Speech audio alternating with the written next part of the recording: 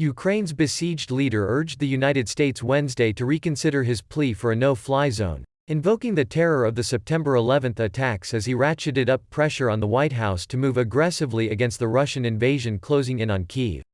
More than 3 weeks into a war that has left hundreds of Ukrainian civilians dead and 3 million displaced abroad, President Volodymyr Zelensky told the U.S. Congress the conflict was a terror that Europe has not seen for 80 years.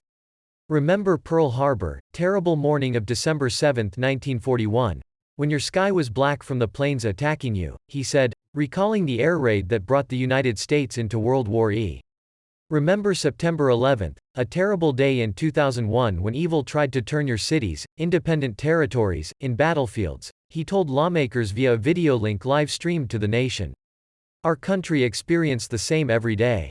The third president of post-Soviet Ukraine to address Congress, Zelensky's appearance was being touted as the most dramatic by a foreign leader since Winston Churchill spoke before Congress in 1941. But it was civil rights activist Martin Luther King Jr.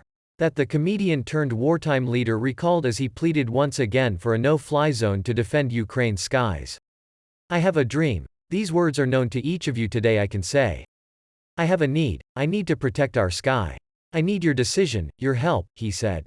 He addressed President Joe Biden directly, urging him to be the leader of peace, as he showed lawmakers a wrenching video of ruined buildings and injured Ukrainian civilians including children, with the final frame showing the words, "Close the sky."